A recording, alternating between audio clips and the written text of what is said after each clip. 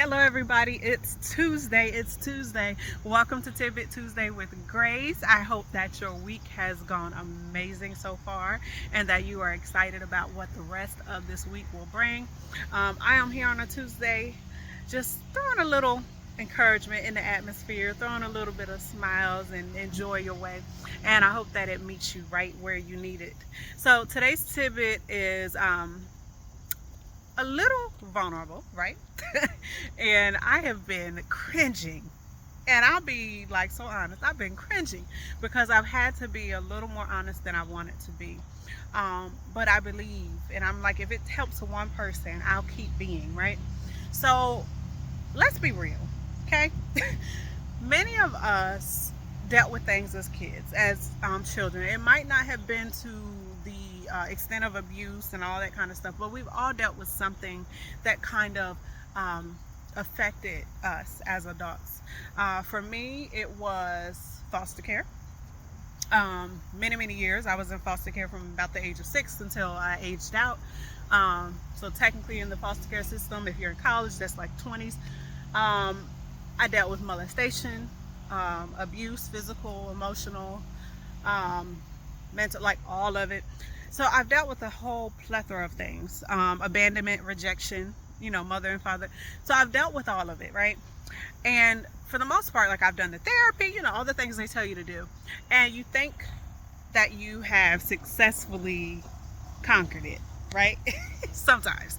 And then you are faced with things and you realize, okay, maybe I have not fully conquered it as I thought I did, right? And I'm outside, so if y'all hear something, ignore. Y'all know I said this is unfiltered and uncut, right? So what I found recently, and if you've been following me for any amount of time, you've known that I've been talking about a situation that happened this year that really threw me for a loop, right? But in that situation, it actually showed me some areas of healing from childhood that I still need to address. And I think that sometimes we get so focused on moving forward. We're adults. We've gotten over those things, but have we really, right? So today's tidbit is about healing. So I'm encouraging you, heal fully so that when things come up, you're not hit even deeper, and then you have to go back into this whole process, another process of healing. So with this particular situation, I realized that I had become a habitual people pleaser, and that's something to say. Because yeah, that's not something I've ever wanted to be, but it's something I've become because with my history, I decided that I needed to be loved. I needed to feel wanted. I needed to feel appreciated. I needed to feel chosen, right? And when situations come up, generally, that is how I function. Like, let me make sure I do whatever I need to do to feel wanted, to do whatever I need to do to get the love and the attention that I was craving from historical absence, right? And so I made a lot of decisions that I shouldn't have made because I was craving. I did a lot of things I shouldn't have done because I was craving. I hurt people because I was craving. I did all these things, right? But as I grew older, I realized that I can't use that as an excuse anymore because at some point you become the healing for yourself, right? After God, you make those conscious decisions to be intentional about your own healing, right?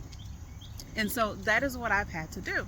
But along that process with being intentional about healing, I also understood that I needed to work on those things that I had unintentionally started doing because of this lack. So I'm going to allow anybody to do anything and say anything, and I'm gonna love anyway, right?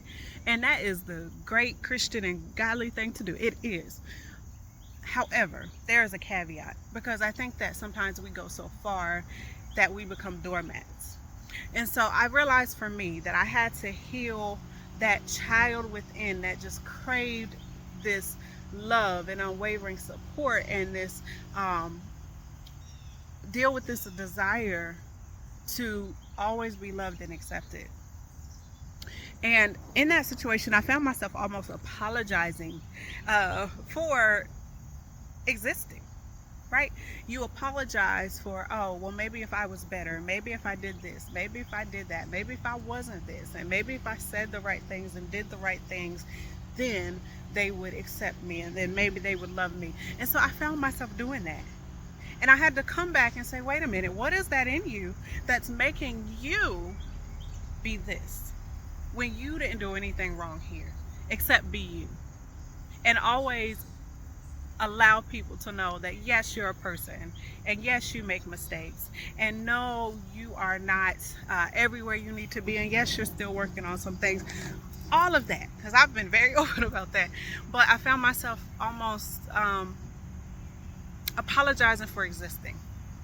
And that's why I had to come back and say, no, man, there's still some healing you have to do. And sometimes we're hit with those situations and it's like, oh man, there's absolutely some healing I need to do, right? So I could go on a whole tangent, but I'll simply say sometimes the healing is not necessarily for the hurt, the pain, all of that. Sometimes the healing is acknowledging who we are, what we bring to the table, acknowledging that we are no longer where we used to be. We're no longer who we used to be, or what we used to do. We are no longer in that place. We're no longer that little child, that one who was vulnerable and rejected and abandoned and turned away from. We're no longer that one who was unwanted. In my case, I felt so unwanted in the foster care system that really was not designed to love and appreciate me. I felt like I was the bottom of the barrel, right? But I'm not there anymore. And sometimes you have to remind yourself very intentionally that you're not there anymore. You're not that story anymore. That story made you. It helped create you. It helped, we'll say, form the blessing that you are today. But it is no longer your prison, and it's no longer your place. So again, I could go on a huge tangent because there's a whole lot to say about this. But I just want you to recognize your worth, to recognize that you no longer have to bow down to the historical things that your little girl, your little boy kind of made you allow. That you no longer have to be that person that you were, that you can stand up and say, I am worth more than that, that no, this was not my fault, and no, I won't take ownership of something that is not for me to take ownership of. You can stand up and say, I am worthy of love, I am worthy of respect, I am worthy of honesty, and worthy of love, period. All right, so this tidbit was a little longer than I intended, but only because I really want you to get this message. I don't know who is hearing this. I don't know who is listening. I don't know what you're dealing with in your life. I don't know what it is and why I'm so intent on this today. But I need you to hear, it is not up to you to accept wrong, and it's not up to you to accept that. Because you may still have some desire to be loved and accepted, to accept just anything. Stop accepting just anything and come out of that and know that you deserve so much more.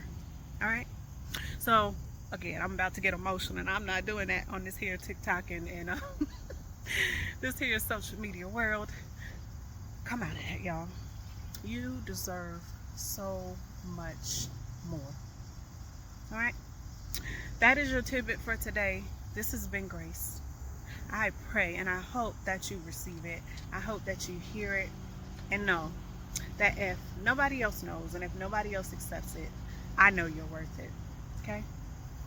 This has been your tidbit for today. Have an amazing week. Heal, brother. Heal, sis.